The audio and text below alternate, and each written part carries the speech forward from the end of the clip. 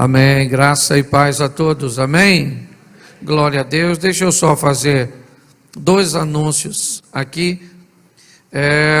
O primeiro deles é que domingo, dia 20, é o nosso batismo. Então coloca para mim isso. Domingo 20 de dezembro, nós vamos ter o nosso batismo. Ele vai acontecer no sítio. E eu queria que todos os batizandos ficassem ligados, porque se o crescimento desse ambiente de pandemia continuar, nós vamos restringir o batismo apenas os batizandos e os seus familiares, ok? Vamos manter aí uma linha de segurança. Nós estamos vendo novamente a linha, crescente, e o nosso propósito é resguardar você. Entendemos que vivemos ainda num ambiente de insegurança no que diz respeito a isso, e como pastor, como liderança, é minha responsabilidade, ok? Por isso nós pedimos que você não fique sem máscara aqui no templo e nas dependências, tá certo? E nós oferecemos toda essa estrutura. E no dia 31, nós vamos ter o nosso culto da virada. Então eu queria convidar você a se programar. Dia 31, nós, como fizemos na virada do ano de 2019 para 2020, nós vamos fazer novamente aqui, e eu queria convidar você a participar conosco. Amém? Isso. Normalmente, aliás, antes das eleições, nós não tratamos aqui de política. Nós simplesmente oramos. Mas a Bíblia me ensina a reconhecer as autoridades. Então hoje, dentre tantos vereadores eleitos no município de Caxias, nós temos a honra de receber hoje o Júnior Reis com sua família, e eu sou muito grato a Deus pela vida de vocês, e eu quero orar não apenas por ele, ok? Mas por todo o nosso município, pelo nosso estado, pelo nosso Brasil. Nós sabemos que estamos carecendo de oração em todas as áreas, ok? E hoje nós vamos estar, pastor, eu acho que política, deixa eu te explicar uma coisa.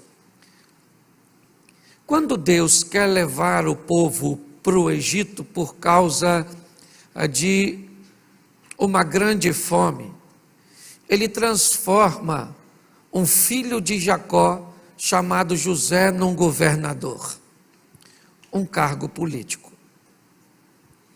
Quando Ele quer tirar o povo do Egito, Ele bota um menino que é recolhido pela filha do faraó no rio e é treinado para ser um faraó, porque um governador não teria autoridade e autonomia para libertar um povo, mas o faraó, sim, também um posicionamento político.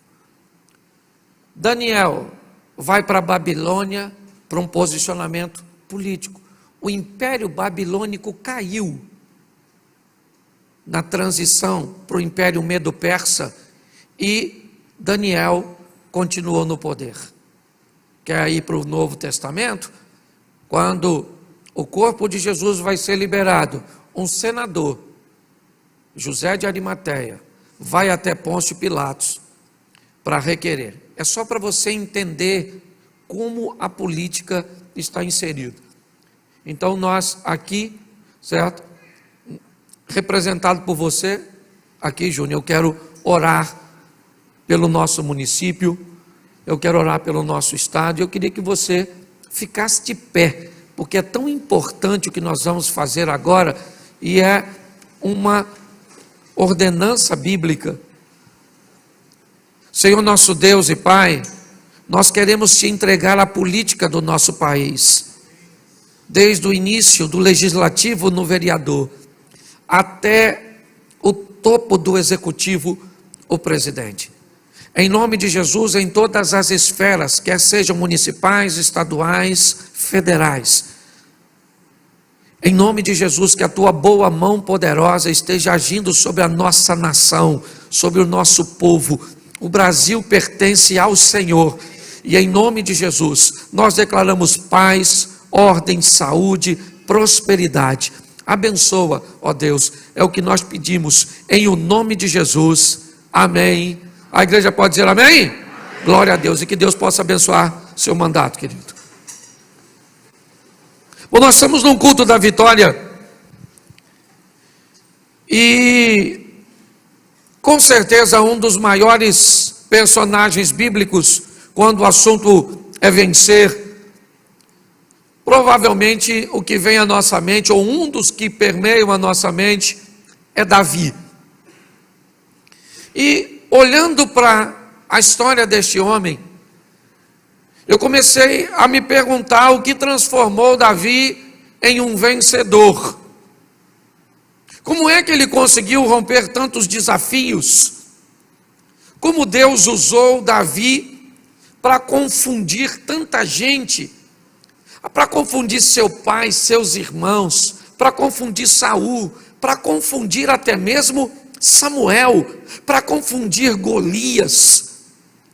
Que confusão Deus causou na mente das pessoas ao pegar o filho mais novo de Jessé, o caçula, numa cultura onde as fichas eram depositadas no primogênito. Era ele que se tornava o líder após o falecimento do pai. Quando Deus pega Davi, aliás, e não apenas ele, nós vamos ter Esaú servindo a Jacó, e uma visão bem interessante da postura da vitória e do crescimento do menor. O menor servirá ao maior, e ele era o menor entre seus irmãos, não porque Deus está dizendo que a preferência de Deus é do menor, não. O que Deus está dizendo é que até aqueles que aparentemente não têm tantas chances de vencer e de prosperar, ao lado dele, podem conseguir, podem ter êxito, podem alcançar a vitória. Esse é um texto que, quando nós olhamos, Deus dizendo que faz o menor prosperar, que faz os grandes servir aos pequenos, é simplesmente um ambiente de motivação para aqueles que não têm tantos recursos, tantos privilégios, mas que estão dispostos a lutar com afinco, com dedicação. E é isso que eu quero olhar para você, ou conversar com você hoje, olhando a história deste moço. E ela começa no primeiro livro do profeta Samuel, no capítulo 16, no verso 1. Se você puder acompanhar comigo, eu vou usar bastante textos, mas eu vou falar pouquinho. 1 Samuel, vou ficar com essa tradução que fica mais fácil. Então disse o Senhor a Samuel: até quando terás dó de Saul, havendo eu rejeitado, para que não reine sobre Israel? Enche o teu vaso de azeite e vem, enviar-te-ei a Jessé, o belemita, porque dentre os seus filhos me tenho provido de um rei. Feche os seus olhos. Senhor nosso Deus e Pai, em nome de Jesus, eis aqui a tua palavra, continua falando conosco. Usa-me como um canal de bênção nesta hora. Fala conosco não aquilo que queremos ouvir, mas aquilo que precisamos. Tira-nos do conforto da mesmice e nos coloque no confronto das mudanças. Que a tua palavra, que sempre é bênção para o nosso coração, seja mais uma vez assim, em nome de Jesus. Você pode dizer amém? Amém. Isso. Preste atenção nesse texto, porque ele sugere que a ordem que Deus vai dar a Samuel nessa ocasião já era um assunto que Deus vinha tratando com Samuel, sinalizando para o profeta que ele iria fazer uma mudança, ele ia depor um rei e ia constituir um novo rei de Israel. É importante entendermos e não culparmos demais Saul, porque ele é o primeiro rei, a monarquia ainda é algo muito novo para o povo de Israel. Enquanto outras nações vinham, de tempos em tempos, crescendo e entendendo que era uma monarquia, para Israel, o tempo dos juízes não fazia, não tinha ido embora ainda, estava nesse processo de transição. E o povo pede a Samuel um rei, até o próprio Samuel fica triste com isso, ele é o último juiz. E Deus diz a ele: Samuel, não se entristeça, porque o povo não está rejeitando você, esse povo está rejeitando a mim. Então me parece que essa é uma conversa que Deus já vinha tendo com Samuel. Tanto é que o versículo 1 diz, né? Samuel, até quando você vai ter pena de Saul? Até quando você vai continuar orando para que Saul continue no trono? Eu já o tenho rejeitado. Até porque a promessa não era essa. Saul era da tribo de Benjamim, certo? E a promessa de Deus é que o Salvador viria da tribo de Judá. Então isso deve ter até causado um pouco de confusão na tribo de Judá, quando viu um benjamita, né, se levantar. Mas quando nós vamos olhar, Deus direciona a Samuel muito pouco. Deus diz: você se levanta, enche o teu vaso ou chifre de azeite, desce a Belém, vai à casa de Jessé, porque da casa de Jessé eu vou levantar o novo rei em Israel. Mas não, Deus não disse para Samuel quem é esse rei. Deus diz apenas que vai levantar um novo rei e que ele deve ir para cumprir uma missão, mas quando ele chegar lá, ele vai descobrir quem vai ser o rei. Provavelmente na cabeça, certo, de Samuel é Eliabe, com certeza, o filho mais velho, o primogênito de Jessé. Romper um paradigma, quebrar uma mentalidade é o primeiro desafio que Deus precisa fazer para conosco. Me parece que Deus já não fala com Samuel exatamente porque para ele seria muito intrigante chegar numa família onde tem 8 filhos homens e pegar o menino mais novo e ungí-lo e sobrepor este menino aos demais. Quebrar isso seria um grande desafio. Então Deus não comunica isso a Samuel. Samuel sabe apenas que ele vai ungir um rei na casa de Jessé, mas ele não sabe quem é. Agora eu comecei a me perguntar: por que é que Davi, ou o que fez com que Davi recebesse essa missão de se tornar o rei? Que qualidades um Deus que disse para o próprio Samuel: não unja Eliabe, porque ele não é o rei. Eu não vejo como vocês veem. O homem vê o que está diante dos olhos, eu olho para o coração. O que Deus achou no coração de Davi? Talvez, se conseguimos chegar perto de responder essa pergunta, e ela é tão intrigante e ao mesmo tempo tão extraordinária, que talvez nós possamos sair daqui buscando nós mesmos a pergunta para isso. Eu vou te dar algumas dicas que pelo menos me ajudou a nortear meus pensamentos em torno do que esse camarada vai viver. O que ele tem? Se Deus não tem privilegiados, o que Deus viu nesse homem que, cá convenhamos, nós já sabemos que tem inúmeros erros, inúmeras falhas. Mas quando eu olho a missão que ele havia recebido e como ele lida com essa missão, eu entendo por que é que Deus escolheu Davi. Pelo menos essa resposta foi o suficiente para mim. Talvez não seja para você, e você tem todo o direito de continuar a sua busca. Mas quando eu comecei a ver a transição que Deus faz do que ele desempenha para se tornar um rei, eu consigo entender por que é que esse indivíduo vai se tornar alguém que vai substituir Saul. No verso 11, coloca para mim, por favor, do mesmo capítulo. Disse mais Samuel a Jessé: acabaram-se os jovens? E Jessé disse: ainda falta o menor que apacenta as ovelhas. Preste atenção, porque para mim, Davi só foi rei porque apacentava ovelhas.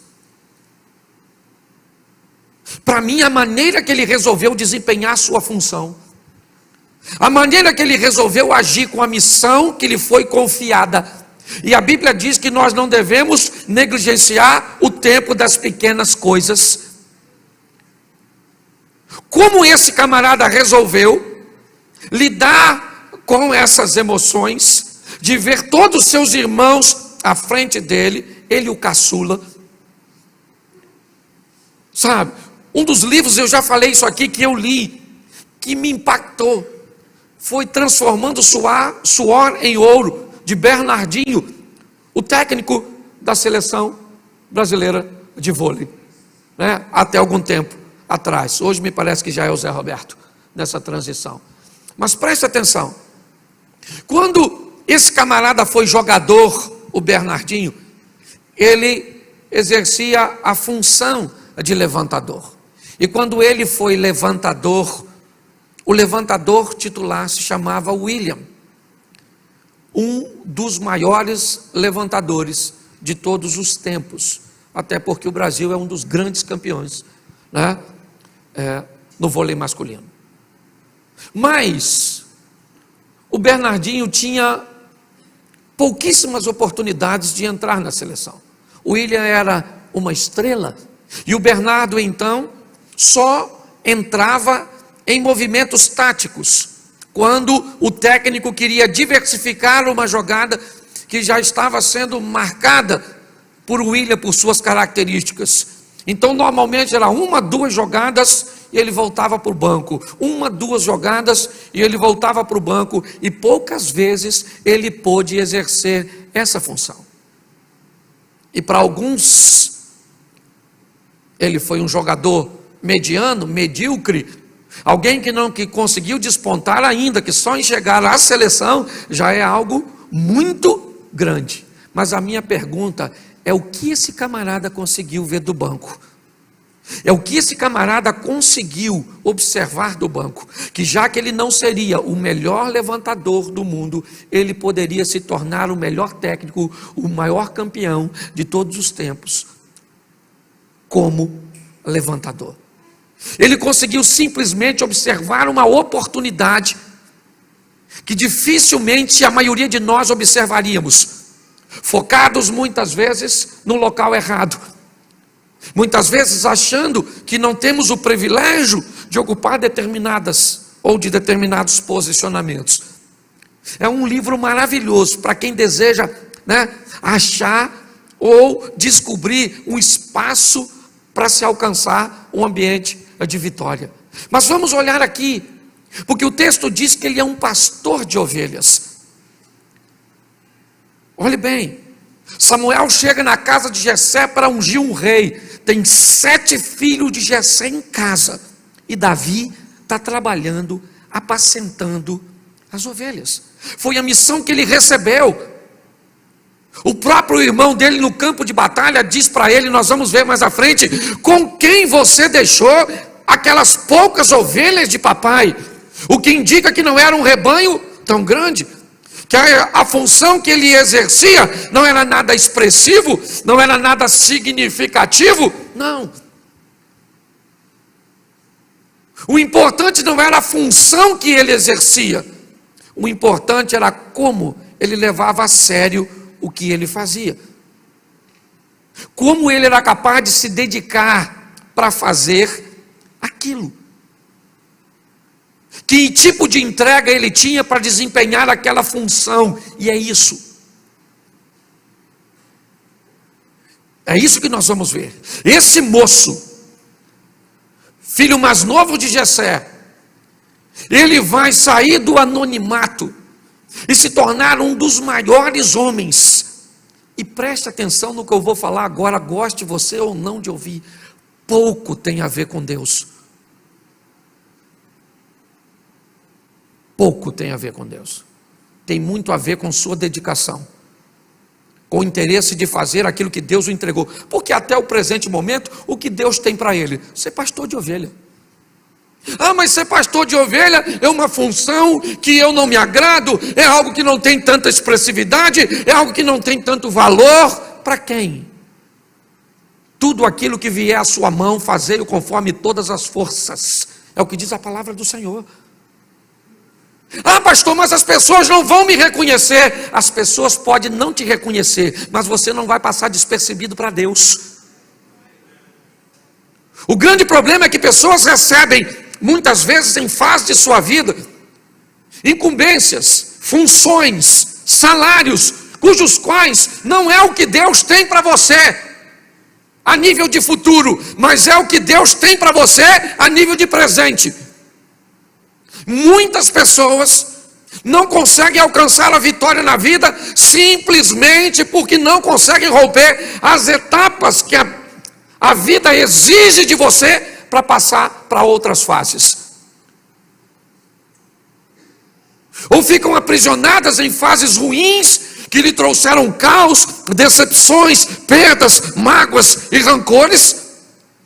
Ou ficam aprisionadas em fases medianas, que por serem boas, as impedem de viver o fantástico. Ou então, como Uzias, vive o fantástico, mas perde o seu coração e acaba perdendo a vida. Quando nós olhamos para este moço, a maneira que ele leva a sério apacentar as ovelhas. O profeta está na casa dele, porque Deus mandou, seus irmãos estão reunidos. Se você é daquele que diz que alguém pega a sua bênção, segura essa aqui, querido, porque o cara não está em casa, e o profeta manda chamar Davi, porque se a bênção é tua, você pode até não ir buscar, mas ninguém toma. É assim que funciona. Quando esse indivíduo pergunta: você não tem mais filhos? Jessé indica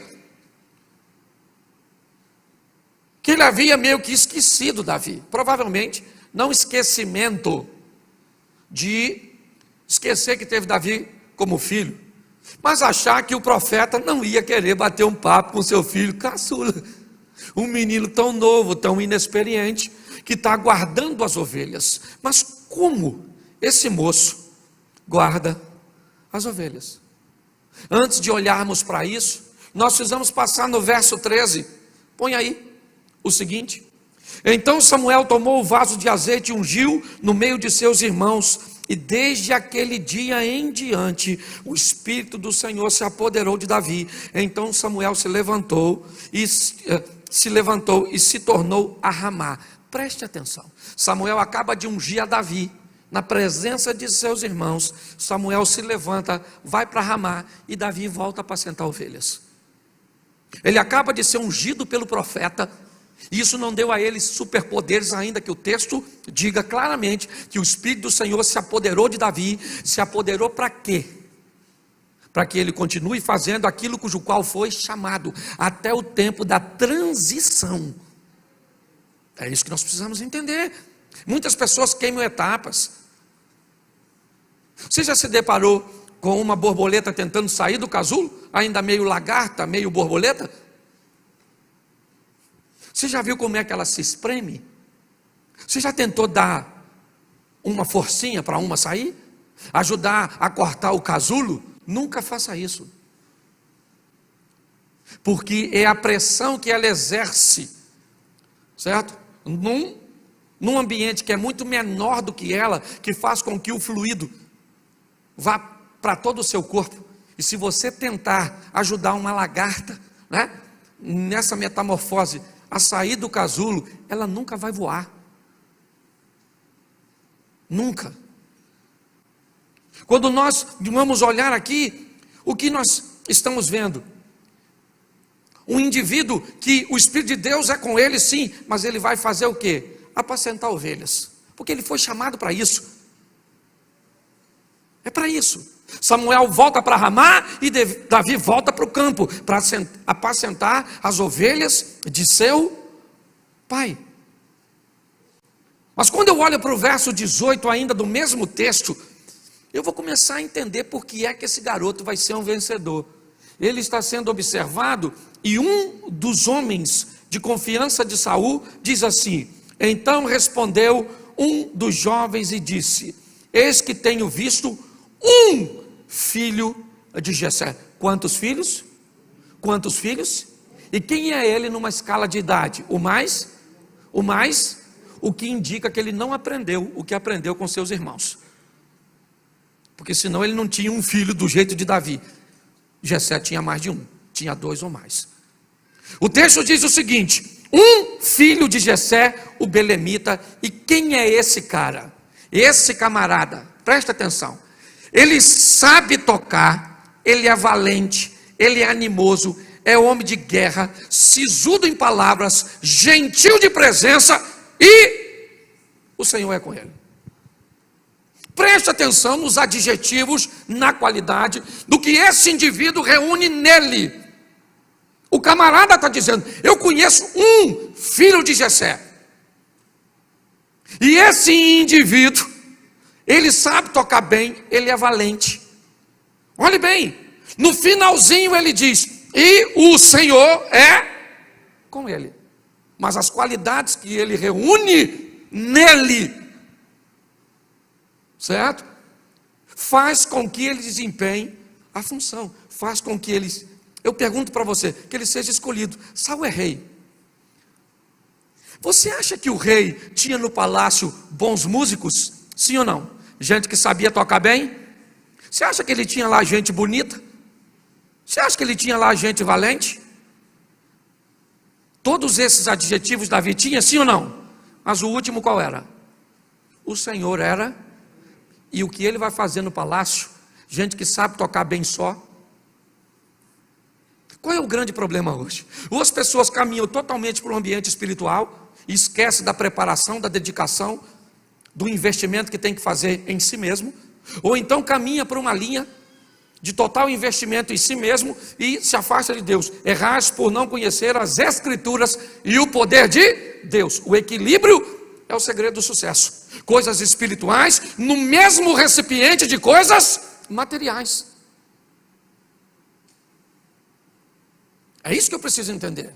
Quando eu olho para esse camarada, o texto está dizendo que quem olhava para ele, que quem o conhecia, sabia que ele tinha qualidades,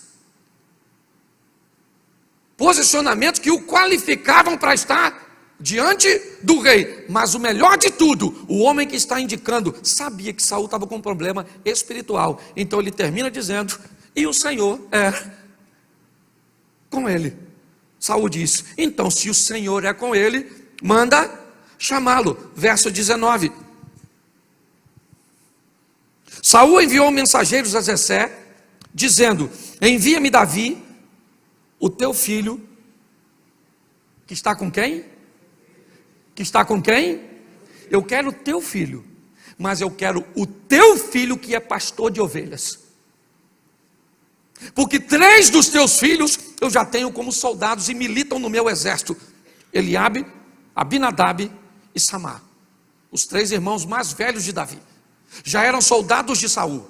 Quando Saul manda um recado para Jessé, diz: manda para mim o garoto que toma conta das ovelhas. É ele. É esse menino das ovelhas que eu quero. Manda para mim. E aí eu não consigo ler tudo, mas depois você dá uma olhadinha. Davi se apresenta a Saul. Para quê? Você sabe para quê? Verso 17, ou capítulo 17, verso 15. Pula aí um capítulo, versículo 15.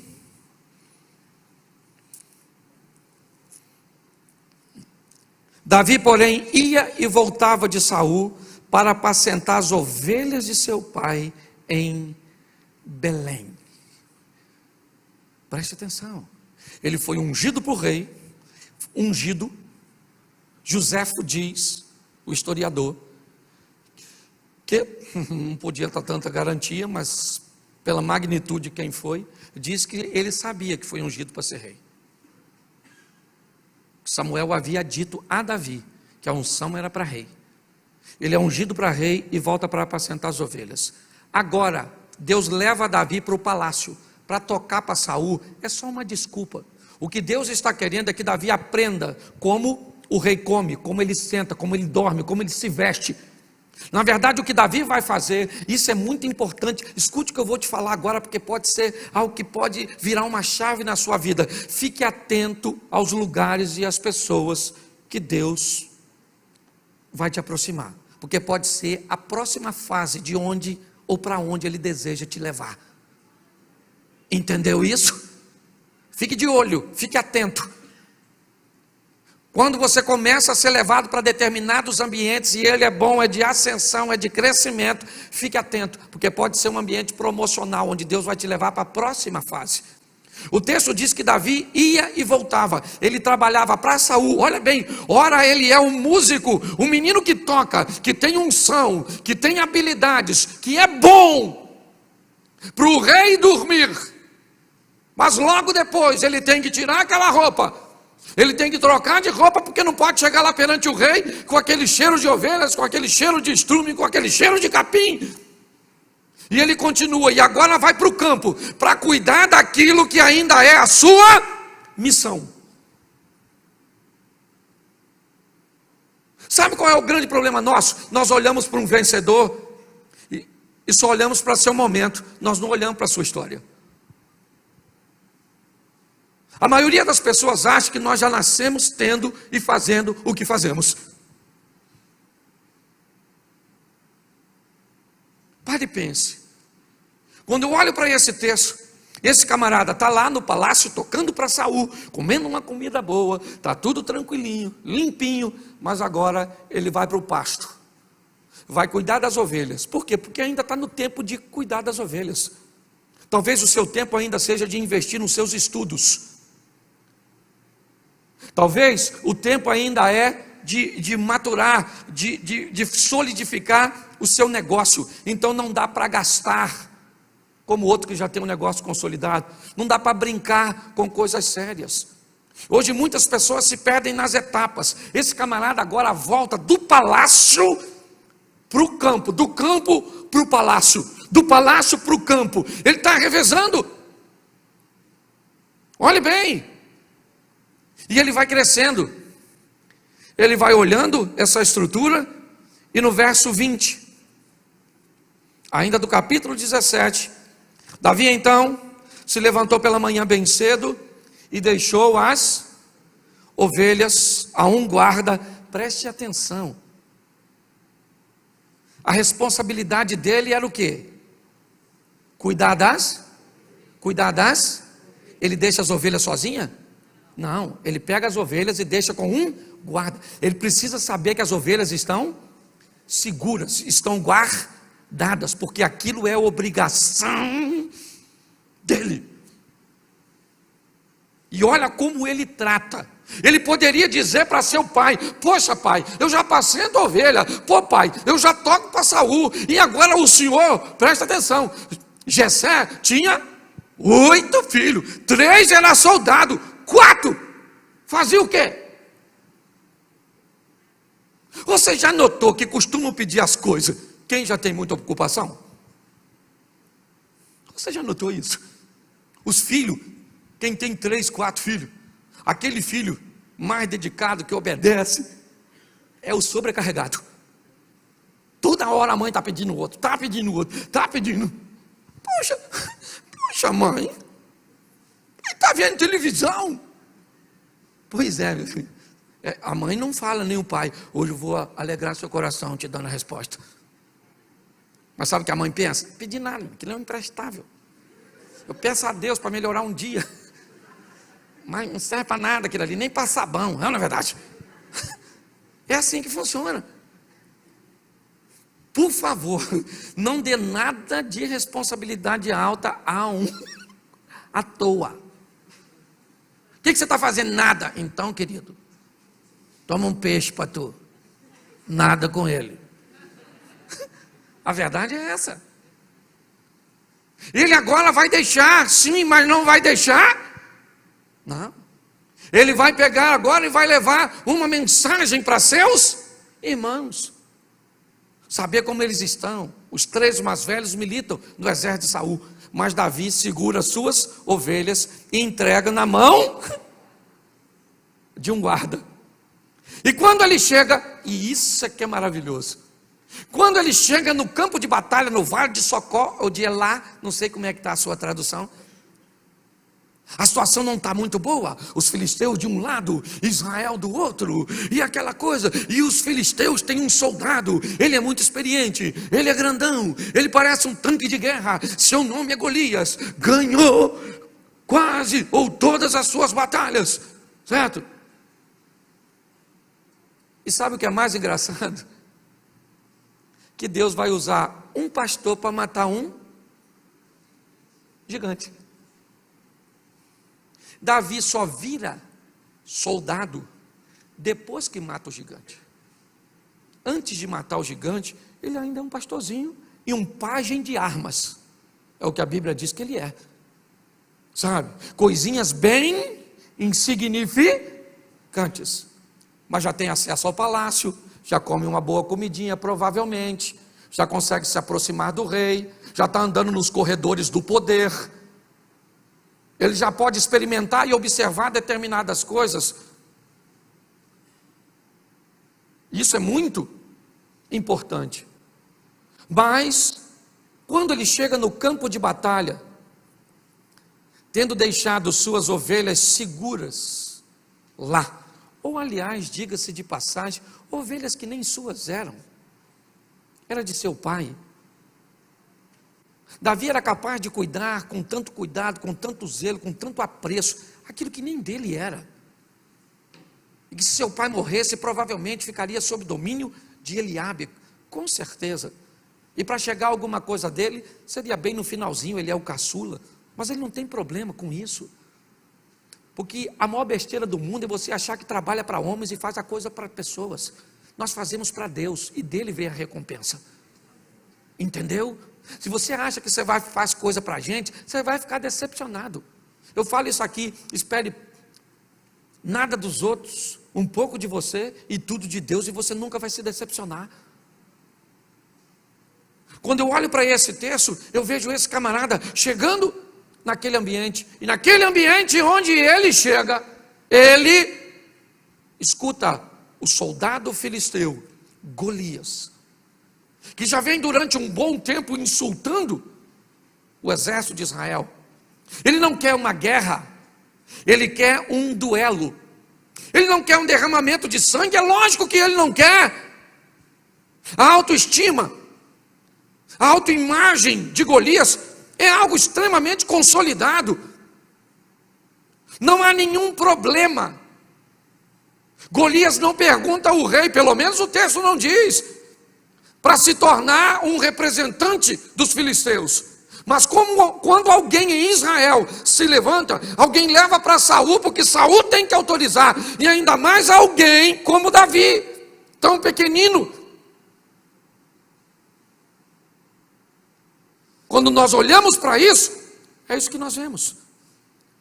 Ele pedindo um soldado, mande um soldado de Israel para lutar comigo, mande um soldado de Israel para lutar comigo, e Deus está pensando, eu não preciso de um soldado para matar você, eu mato você com um pastorzinho meu, novinho e pequenininho, porque as minhas vitórias quem faz sou eu. Você está entendendo? Deus está falando com você hoje, eu não sei o que você está enfrentando. O importante é você não enfrentar sozinho, deixar Ele ir com você, porque se Deus é por nós, quem será contra nós? Você acha que você está precisando de algo mirabolante, algo pirotécnico, algo extraordinário para vencer o seu opositor? Não, você está precisando que Deus entre com providência. Que quando Deus entra com providência, Ele faz algo e muda toda a história. Deus vai envergonhar Israel, sim, porque é uma vergonha para Israel receber um pastor. É por isso que Abinadab manda, ou é por isso que Eliabe manda Davi para casa. Aquele não era um ambiente para pastor de ovelha, aquele era um ambiente de guerreiro. Ali estavam homens de guerra, valentes, preparados, destros. Quando Deus manda Davi para o vale de Elá, Ele quer envergonhar o povo de Deus, sim, e dar uma grande lição, mas Ele quer envergonhar o inimigo, os filisteus, dizendo, eu não preciso de um cara grande, vocês precisam de um cara grande para ser reconhecidos como vencedor? É isso? É isso? Eu não. O que você precisa? Para ser um vencedor, você precisa andar num carro extraordinário, porque você acha que é essa a imagem que você vai vender? Você quer morar numa mansão? Morar numa mansão é fácil, difícil é torná-la uma casa em lar. O preço de uma casa eu sei quanto custa. O preço de um lar, tem gente que tem e nunca consegue. Quando nós olhamos para esse texto aqui, o que nós vemos é o Golias dizendo: eu preciso ou desejo alguém para lutar comigo. Verso 26. Então falou Davi aos homens que estavam com ele, dizendo: que farão aquele homem que ferir a este filisteu e tirar a afronta de sobre Israel? Quem é, pois, esse incircunciso filisteu para afrontar os exércitos do Deus vivo? Eu gosto de Davi, porque apesar de tudo, ele também está procurando uma ascensão. Que antes de lutar ele quer saber que de graça ele também não vai. Até porque não é sua função. A sua função é cuidar de ovelha. Quando ele vê aquela oportunidade, primeira pergunta dele: irmão, o que vão dar para quem matar esse gigantão e tirar a afronta de sobre Israel? Alguém falou: 3 prêmios, casa com a filha do rei, fica rico e a casa não paga imposto. Pensa num troço desse. Isso é uma oportunidade da China. Mas tem que estar vivo. E o gigante está acostumado a matar todo mundo. Quando Davi escuta isso, ele diz assim: fala para o gigante que eu mato ele. Agora, a confusão está montada. Um garoto que chega levando pão, queijo e leite, apenas para pregar uma informação, e provavelmente vai trocar de turno com um guarda, que ele deixou tomando conta das ovelhas. Agora aquele garoto está dizendo publicamente que quer ser o representante de Israel para enfrentar o gigante. Eu pergunto a você: quem é que acreditava que ele ia ganhar? Um jovem dizendo que quer enfrentar o gigante. Eu confesso que se eu estou lá, eu ia perguntar: esse menino usa droga? Onde é a Cracolândia mais próxima? Esse menino está louco. O Golias grande, conhece a indumentária todo, campeão. Esse garoto está dizendo que vai enfrentar. Verso 28.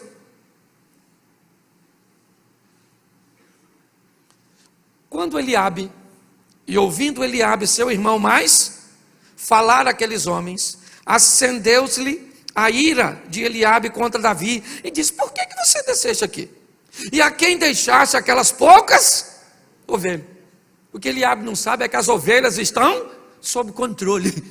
O que está ruim é o campo, a guerra. As ovelhas estão tudo direitinho, Davi já controlou o ambiente. O problema é que tem gente que não controla o ambiente de cá e já quer controlar o de cá. Esse dia uma irmã falou assim: ô pastor, o projeto ia começar, tinha que orar mais, assim, umas orações noturnas. E eu falei para ela, eu disse assim: a senhora vem no manhã com Deus? Não vem não. Eu falei: se a senhora já não vem no trabalho de oração que nós temos, está querendo criar aquilo. A senhora não vem nem no que tem, quer criar, que não tem. Eu falei: vai plantar batata, dona. Primeiro ele controla o campo está tudo controlado. A vida e a organização desse camarada na sua missão é extraordinária. Mas agora ele está num ambiente descontrolado. É verdade. E ele chega ali, o Eliabe diz: com quem você deixou aquelas poucas ovelhas? Olha o que o texto diz: bem conheço a sua presunção e a maldade do seu coração, que deseja aqui para ver a peleja. Eu imagino que esse texto indica que Davi já era um camarada que falava que ia ser grande, falava que ia vencer, já era um cara que tinha uma autoestima boa, mesmo sendo um pastorzinho de ovelha. Deixa eu falar uma coisa para você: eu não sei a função que você desempenha, mas não acha que ela é inferior a ninguém, não. Faça ou cumpra da melhor maneira possível, e você pode ter certeza que Deus vai olhar e vai falar assim: está na hora de ir para a próxima fase. Agora você fica botando defeito no que você faz. Um carro, um Fusca, Para me ter um Fusca, prefiro andar a pé. Ô menino, eu já andei de Brasília, que botava pano molhado na bobina. Eu já falei isso aqui, eu comprei um Voyage cinza uma vez de noite chovendo, ele estava rachado, eu não vi. E eu tive que andar nele assim mesmo. Eu comprei um Corsa. E apaixonado por reboque. Estou falando sério, uma vez eu fui para São Paulo, ele parou em São José dos Campos, não, em Taubaté. Aí me rebocaram até um ponto lá, e assim que chegou no mecânico, ele desceu do reboque, o mecânico virou e ele pegou. O mecânico falou, o que ele tem? Eu falei, vontade de andar de reboque. Não é possível, só pode ter isso.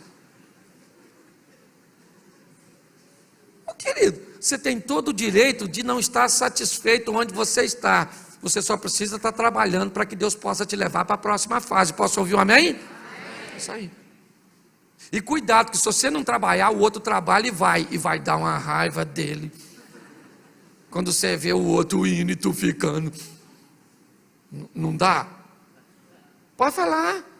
Ou só dá em mim? Não é? O casamento da outra mudou. E o seu não mudou nada. O filho da outra passou na faculdade federal. E o seu passou manteiga no pão. É uma verdade. Pare e pense. Tem que ter trabalho. Eu estou olhando para esse camarada aqui agora, certo? O irmão dele está falando, você é um pretensioso, com quem você deixou as poucas ovelhas. E Davi deve ter falado, das ovelhas está tranquilo, irmão. Está tudo tranquilo. Davi diz no 29, olha o que ele fala. Então disse Davi, o que é que eu fiz agora? Porventura não há razão nisso. Ele está falando, calma gente, só perguntei o que vão dar lá, o matador de gigante. E aí então, verso 34, ele está na presença de Saul nesse texto. Saul está convencendo Davi, volta um pouquinho, que eu acho que vale a pena. Verso 32. E Davi disse a Saul, não desfaleça o coração de ninguém por causa dele, o teu servo irá e pelejará contra esse filisteu. Olha o que Saul falou. Porém Saul disse a Davi, contra esse filisteu não poderás ir a pelejar com ele, pois tu és ainda moço, e ele, homem de guerra desde a sua... Olha que coisa animadora. O rei falou, Davi, deixa eu falar uma coisa para tu, presta atenção, garoto, acorda menino, você é um menino, esse cara é matador desde garotinho, quase matou a mãe dele quando nasceu, esse cara é grande, você está entendendo? Não vai rolar, você vai morrer. Olha o que ele disse. Então disse Davi a Saul, teu servo apacentava o quê? Olha a tal das ovelhas de novo. Esse cara tinha um negócio com ovelha, parecia carrapato. O cara extraordinário. Ele disse, olha, o teu servo apacentava as ovelhas de quem? De seu? E vinha ou um urso, e tomava uma ovelha do rebanho. Olha o que ele está falando. O teu servo aqui, ô Saul, deixa eu explicar uma coisa com você. Eu estava apacentando, por quê? Apacentando as ovelhas do papai, quando de repente vinha um leão e um urso e pegava uma ovelha.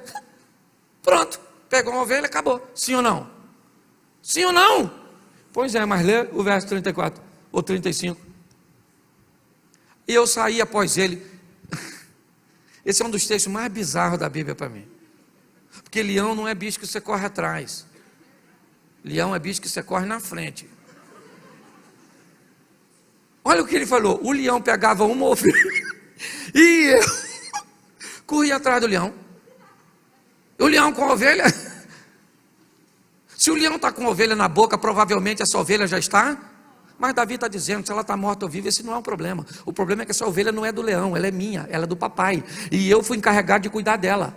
Então esse leão não vai ficar com essa ovelha não é dele. Você consegue entender isso? É importante nós entendermos isso. Olha o que esse cara está dizendo, eu corria atrás de uma ovelha. ou do leão, lançava-lhe mão o feria e o matava. Davi está dizendo: Saul, até hoje, a função que me deram para cumprir, eu cumpri com maestria.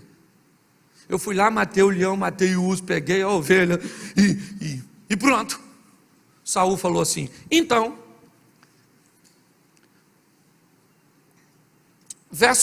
põe o 36, tá? Estou com tempo aqui, deixa eu colocar até para que todos acompanhem. Assim feriu teu servo leão como urso, e assim será este incircunciso filisteu como um deles, porquanto afrontou os exércitos de Deus vivo. Verso 37, disse mais Davi: o Senhor me livrou da mão do leão e do urso, ele me livrará da mão desse filisteu. Então disse Saul a Davi: vai-te embora e o Senhor seja contigo. No verso seguinte, Saul tenta vestir Davi com a sua armadura, e aí começa a dar problema. Por quê? Porque Davi é um pastor. Ele é um pastor. Saul quer transformar Davi num guerreiro, porque ele acha que a armadura dele, a melhor do reino, ele é o rei, vai proteger Davi. Olhe bem, a armadura de um dissimulado, covarde, desobediente como Davi ou como Saul, jamais encaixaria em Davi. Quando Davi veste aquilo para agradar o rei, ele diz: não vai dar para ir, Saul, eu nunca usei isso, esse negócio não vai rolar. Tirou tudo isso e pegou a sua tiradeira, o seu cajado e 5 pedras, armas de pastor. É com essas armas que ele vai lutar. É nesse ambiente que esse garoto, sim, que já está frequentando o palácio, como músico é verdade, mas que já já vai ser promovido. Já já. Ele levou muito tempo para chegar no palácio, é verdade. Ele levou muito tempo para se tornar um pajem de armas, é verdade. Muito tempo para matar um gigante. E se você pensa que ele vai ser rei, agora, mais de 10 anos se passam, até que ele seja rei de uma das partes de Israel. Mas quando nós olhamos para este moço, o que vemos é ele enfrentando Golias. Com o quê? Com uma espada? Não, ele não sabe usar. Não é. Ele utiliza a espada depois para matar o Golias, mas para derrubá-lo, Davi vai usar aquilo que ele é bom. Repita comigo: bom. O que você é bom em fazer? É isso que pode mudar a sua vida. Se é relevante ou não perante a sociedade, perante as pessoas ou não, você veio com um dom para fazer o quê? Desempenhe. E à medida que você vai desempenhando, você vai mudando de nível. Você vai vivendo o que Deus tem para você. Quando eu olho agora, ele fere, ele não mata. Ele fere com uma pedra que atinge a cabeça do gigante, que cai ao chão, atingido por uma arma de um pastor. Agora Davi vai até ele, pega a espada do Golias, corta a cabeça do gigante e entra em Israel. Quando ele entra, sabe o que Saul pergunta? Quem é esse garoto? De quem ele é filho? Como de quem ele é filho? Como quem é esse garoto? Esse garoto é o garoto que toca para você quando você perde o sono. Você sabe o que essa frase indica? Que Saul era tão ingrato, que ele nunca reparou no menino que tocava para ele. Que ele nunca prestou atenção em alguém que seu moço disse: o Senhor é com ele. Preste atenção numa coisa para você que vai caminhar comigo. Nada me impressiona. Que você é daquela porta para fora, eu não estou nem aí. O carro que você anda, o dinheiro que você tem, seu nível socioeconômico, cultural, eu não quero saber a casa que você mora. Quem vem para meu ministério achando que vai ser bajuladinho, está lascado, ó, porque não é a minha praia.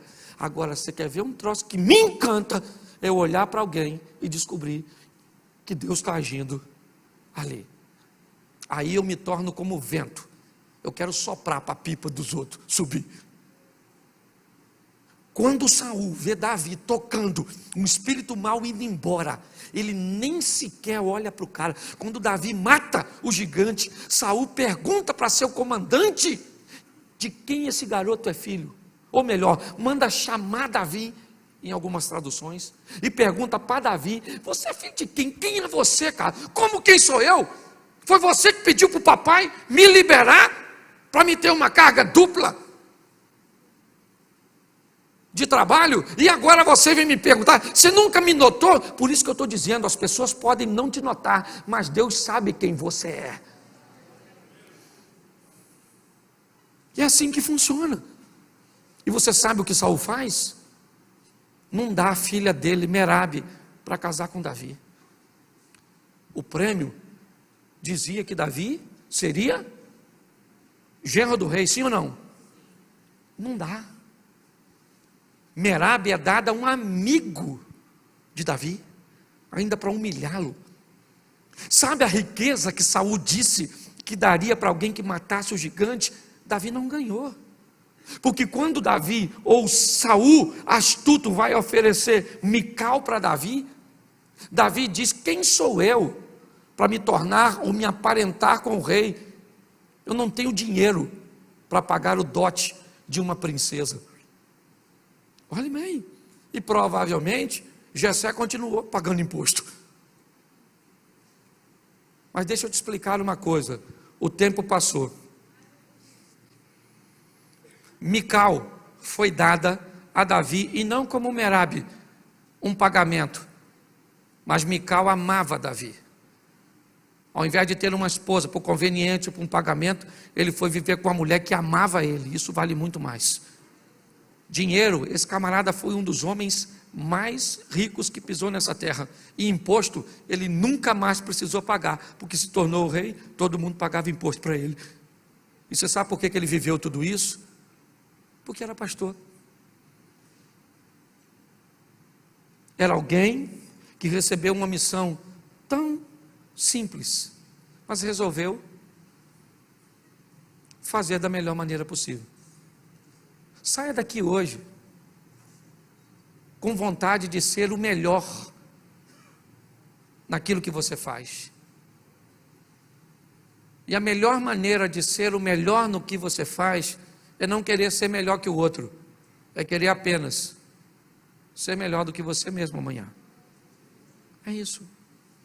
É isso que Deus e a vida está esperando você fazer para te levar para a próxima fase, que pode não ser ainda a sua fase de glória, ainda pode ser uma fase que te leve do campo para tocar para um homem que nem olha na sua cara e nem quer saber quem você é. Mas continue fazendo, continue trabalhando, porque Deus vai te honrar. Você veio buscar o milagre e precisa dele, continue. Se é que você está nessa postura de fazer o melhor pelo seu casamento, por sua vida profissional, por sua saúde, por sua família, certo? Pelos seus projetos de trabalho. Eu preciso que você saia daqui entendendo que Deus já fez a parte dele. Deus não vai fazer a parte dele.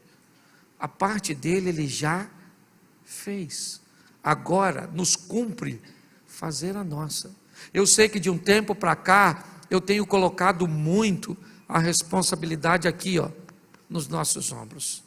Dificilmente você vai me ver subindo num púlpito para dizer que a sua derrota é culpa de Satanás. Não. Porque a força de Satanás é inferior à do nosso Deus. Porque a Bíblia diz que os anjos do Senhor estão ao meu redor. E o diabo, o máximo que pode ficar, é ao derredor. E é assim que funciona. Vamos sair daqui para viver o incrível, o extraordinário, o sensacional. Está comigo? Fique de pé.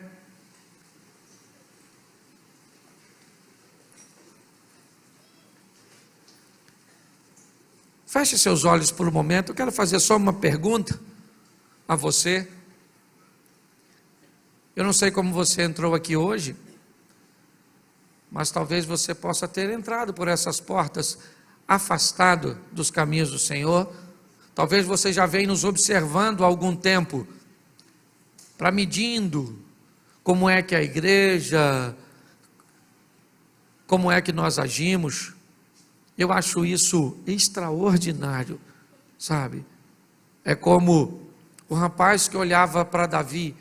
Eu acho que você deve ser maduro o suficiente para olhar como igreja, se é uma igreja que supre, né, os seus anseios, se é que eu posso dizer, todos eles nós não vamos suprir, porque nós vamos confrontar você. Mas uma pergunta muito simples e objetiva, porque nessa igreja quem converte é o Espírito Santo de Deus. Aqui alma não é prêmio para preletor, não é. Mas a Bíblia diz que todos os recursos desse mundo não são suficientes para comprar sua alma. Então, com muito respeito, se hoje você quer voltar para Jesus, se hoje você quer receber Jesus pela primeira vez, com responsabilidades, eu queria que você levantasse a sua mão, e eu quero orar por você, se tiver alguém assim, só se tiver.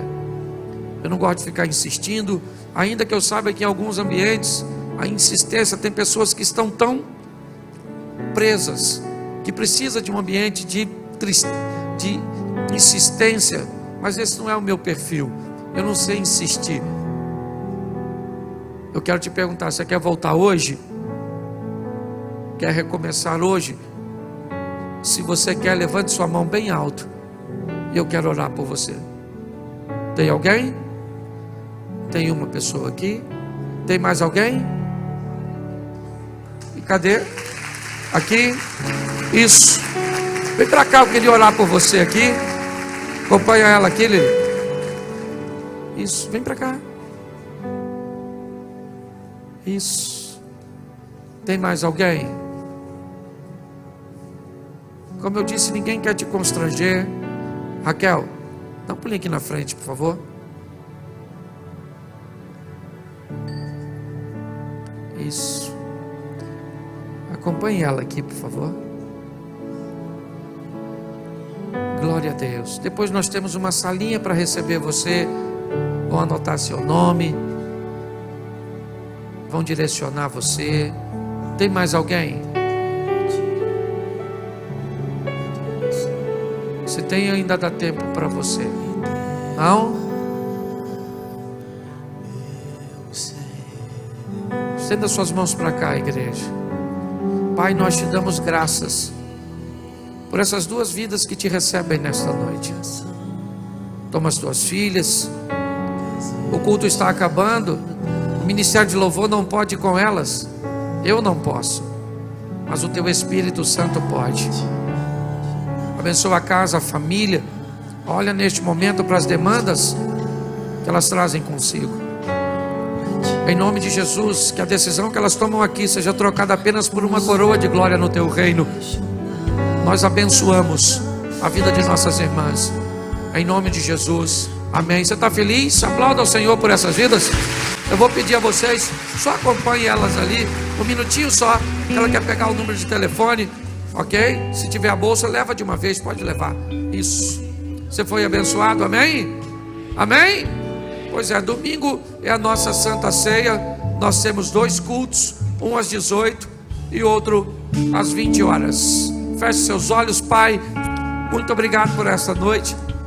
Leva-nos aos nossos lares, guardado por tuas boas mãos poderosas. Livra-nos do acidente, do homem mau.